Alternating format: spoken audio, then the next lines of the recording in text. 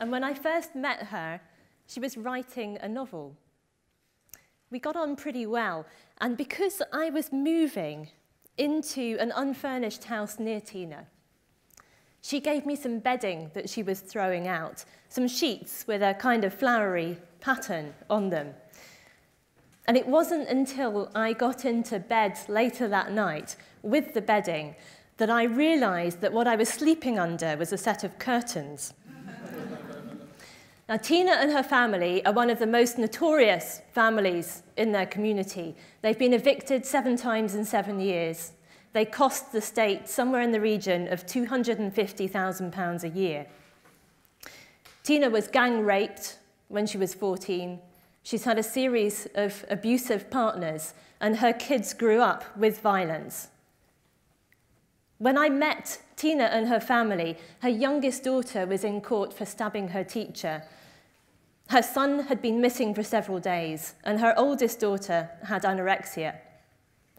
Now, no family wants to live like that, and Tina wants to change. But neither she nor anyone around her believes that is possible. And there are 23 different agencies around Tina. Each of those agencies has their own agenda. None of those agendas is Tina's.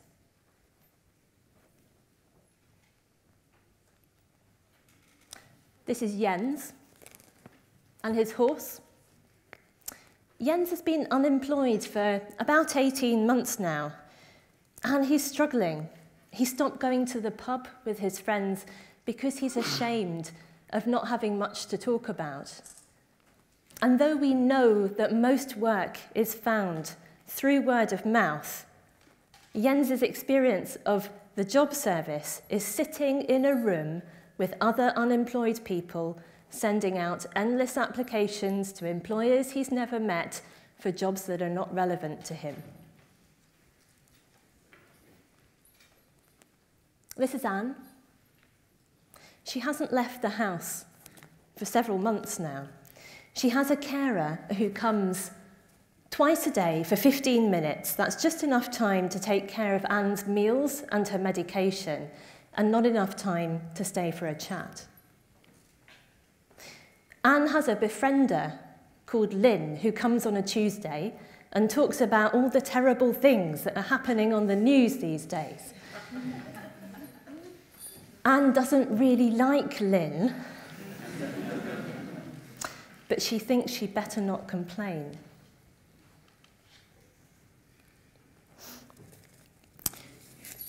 What we're seeing here is a fundamental breakdown in the relationship between people and the systems that are there to serve them.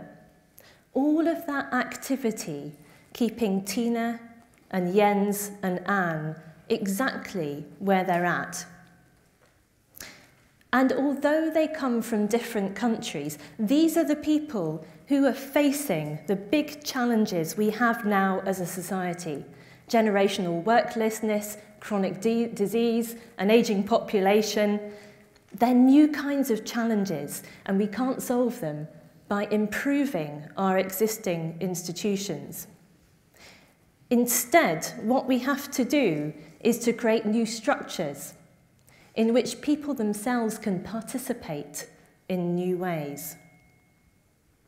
Now, I've spent most of my career as a designer, most recently with colleagues at Participle, and now independently, working with businesses and governments across the world to understand how could we do this differently, and living alongside people like Tina and Jens and Anne, to understand what that might look like through their eyes.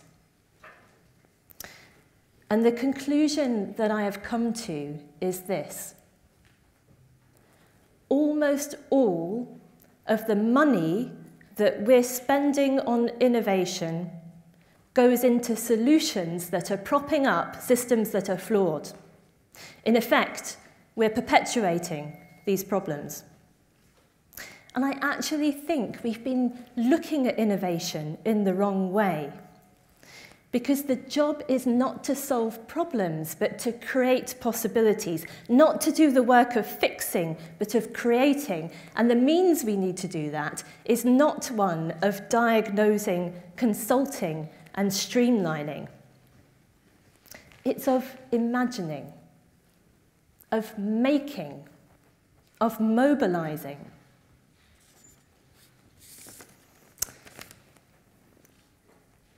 The architect Christopher Alexander wrote a book called A Pattern Language, in which he collected together the patterns of what made good living environments.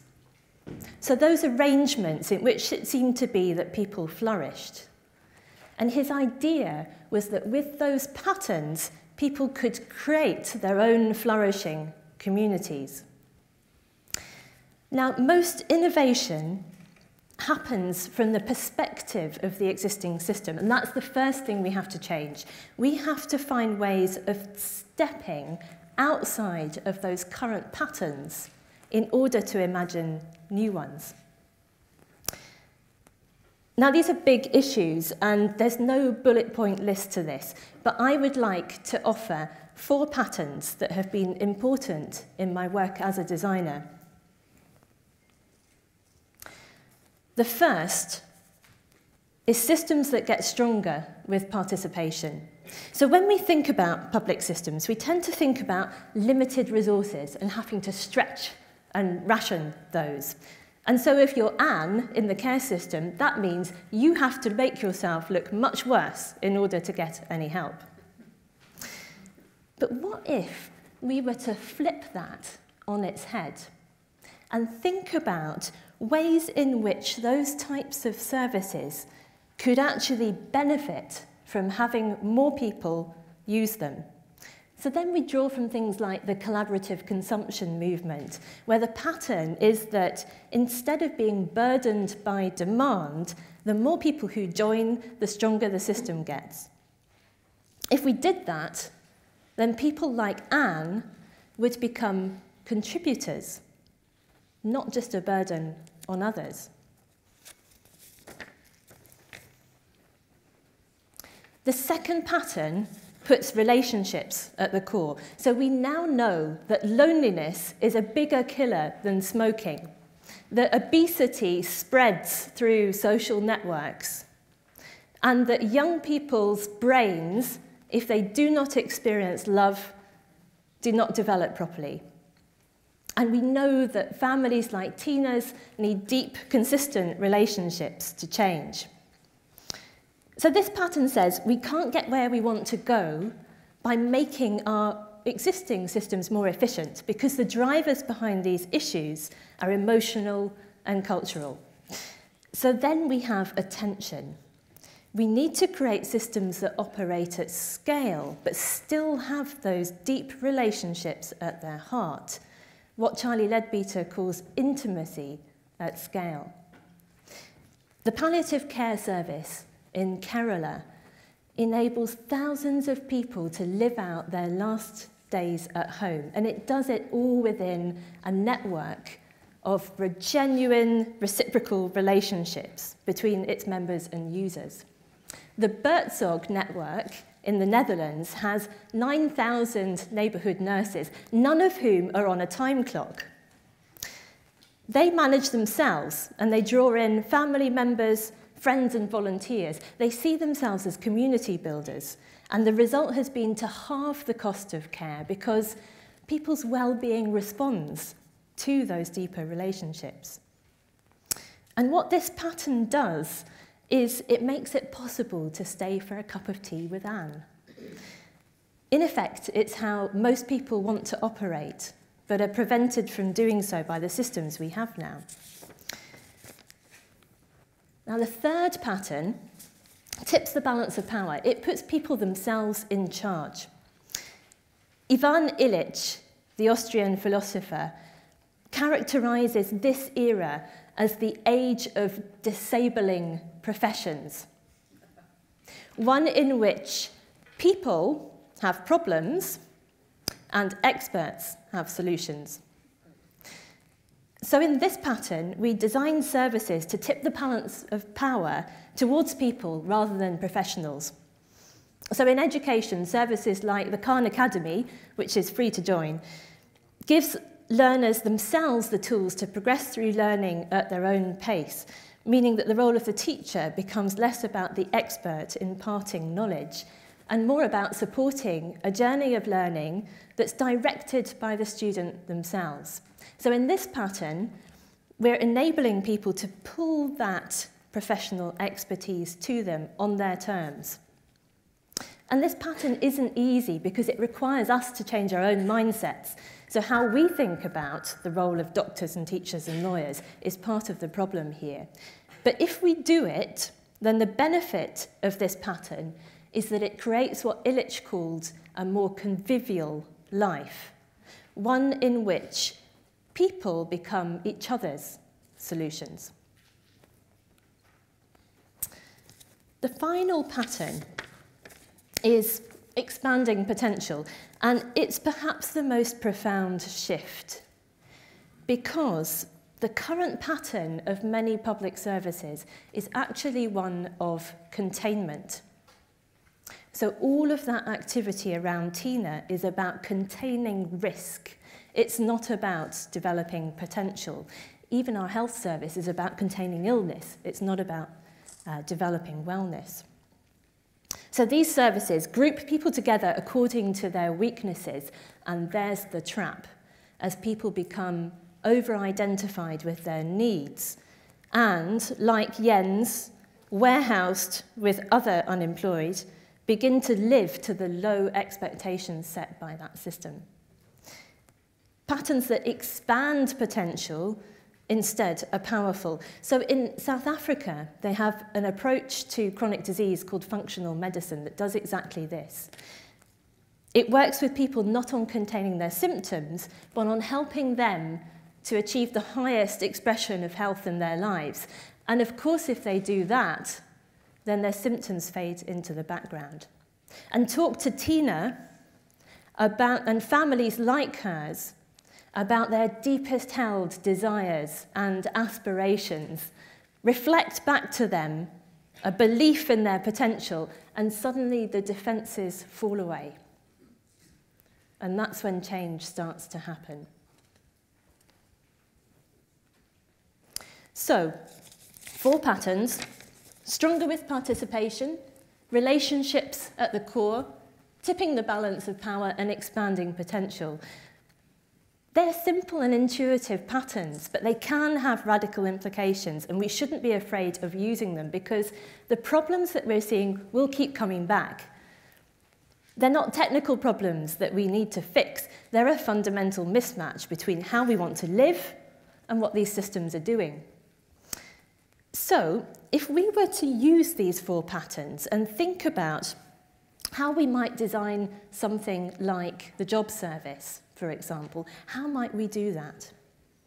So we might think, okay, for that system to get stronger with potential, with participation, what if it worked for both employed people and unemployed people?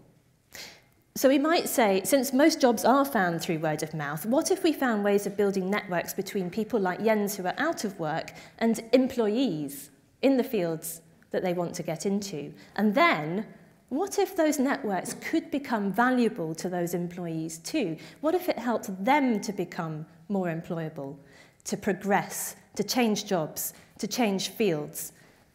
Then it becomes possible to have a network that does get stronger with participation, that's built on positive relationships, that keeps people developing and everyone making a valid contribution, whether they're unemployed or not.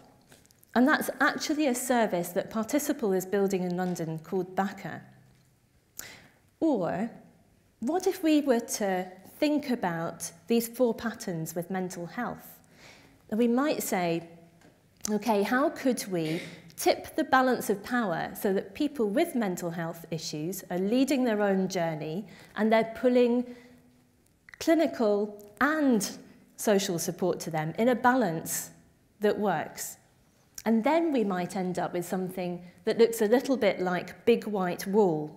So Big White Wall is an online platform here and in the US. And it's for people with low-level mental health issues. Members of Big White Wall collaborate to support each other. They use self-guided tools to lead their own journey. And they do pull in clinical expertise on their terms. And of course, the system gets smarter the more of them who join as they learn what works.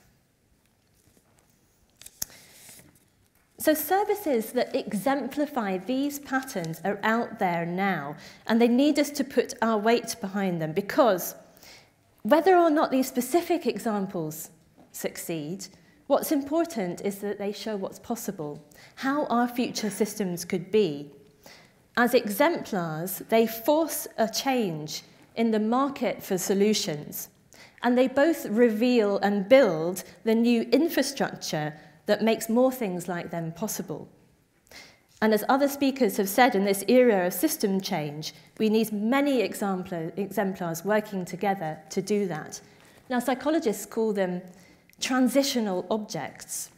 They create a bridge from the current to the new, and by building something tangible, an experience, a prototype, an exemplar, we help people to understand what it could be like to live in that new story, and then they can make an active choice to jump in.